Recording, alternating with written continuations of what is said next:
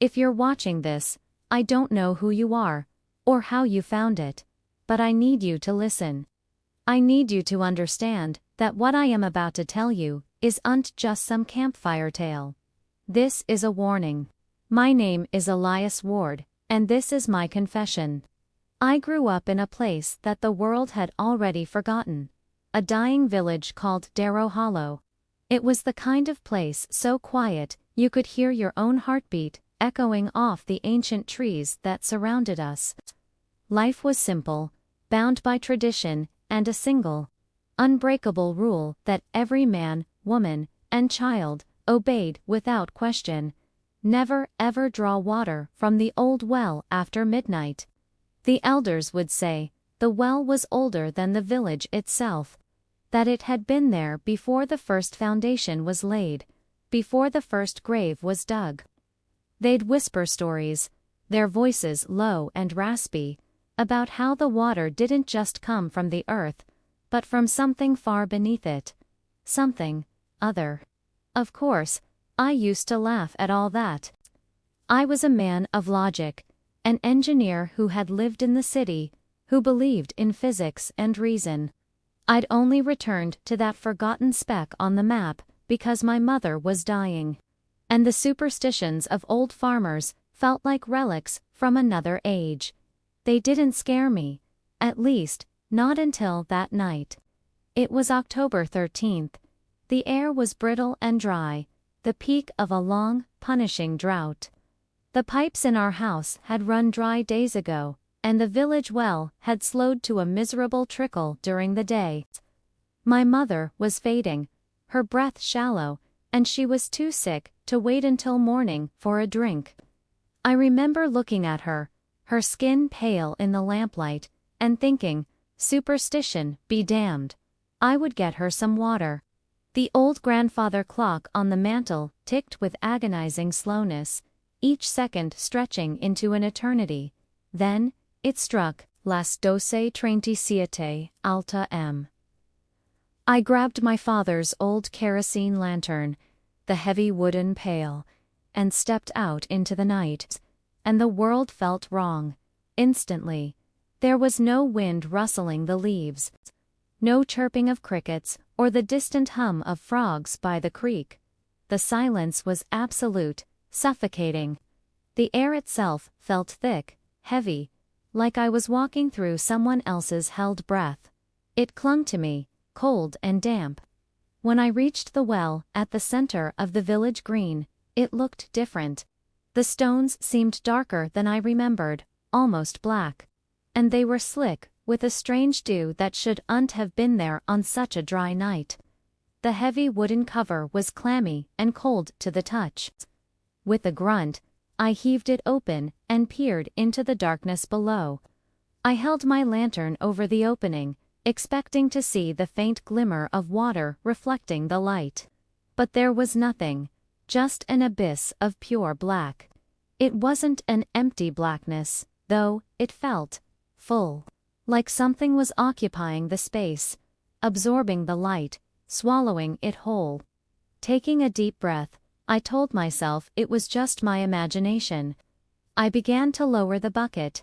The old rope groaned as it unspooled, the sound unnervingly like a long, slow exhalation. And that's when I heard it. A sound from the depths.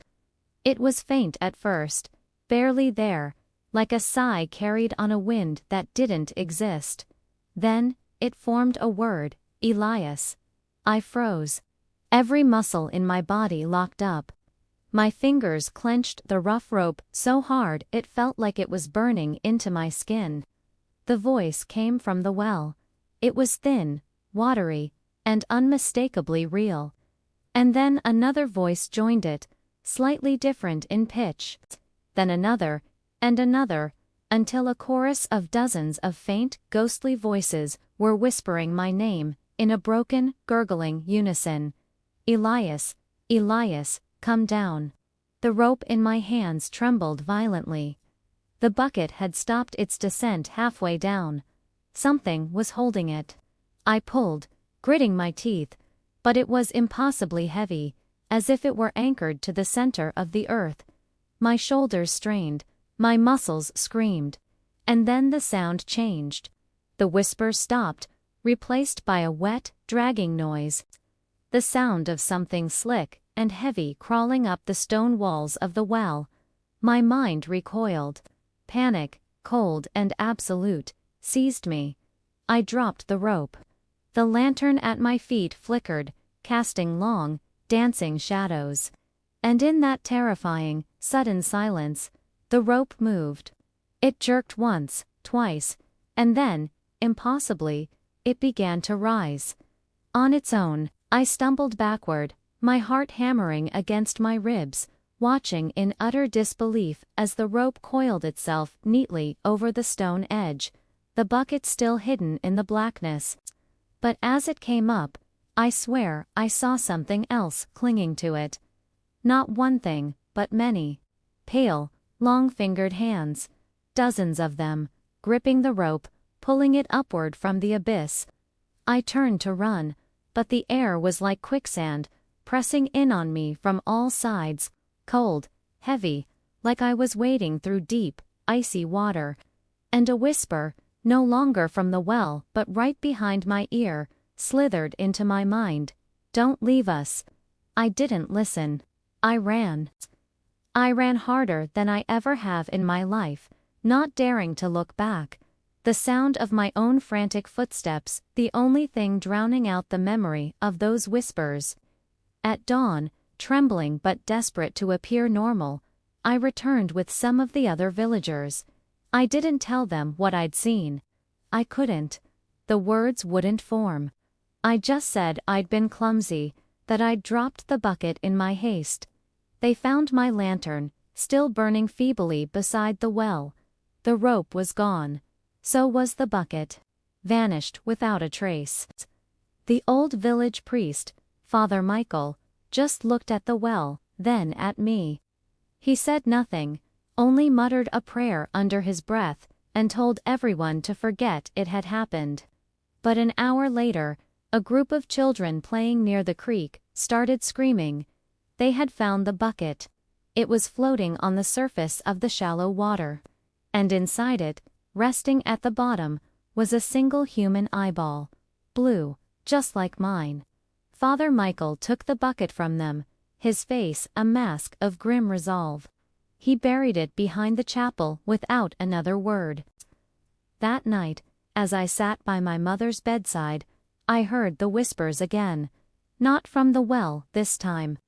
They came from right outside my window. "Thank you, Elias. We're thirsty too." I left Darrow Hollow within the month. I didn't wait for my mother to pass. I couldn't.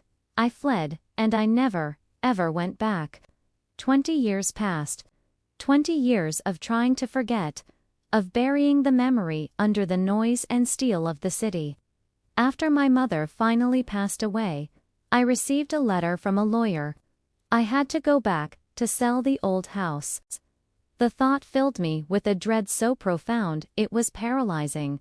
But I had to. Darrow Hollow was no longer just dying.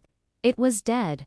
The well was still there, a dark maw in the center of the green.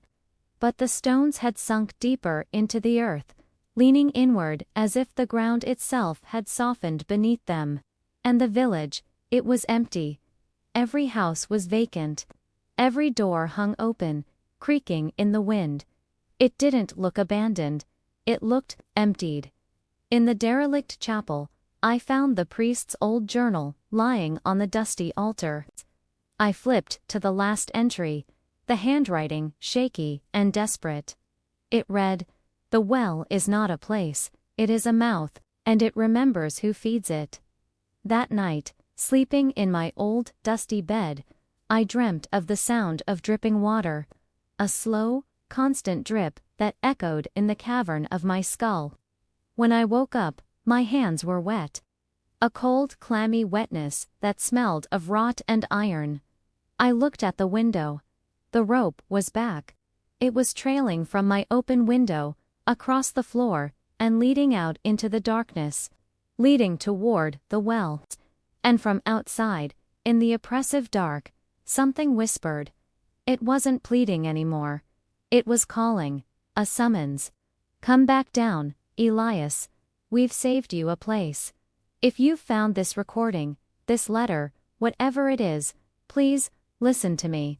Don't look for the village. Don't follow the old, overgrown road that leads to Darrow Hollow. Burn any map you find. And above all, for the love of God, if you ever find yourself near an old well, in the dead of night, walk away. Never ever draw water after midnight. It isn't just water they want you. Thank you for listening. Please be careful. Don't forget to follow for more stories from the places we were told to forget. Stay safe out there.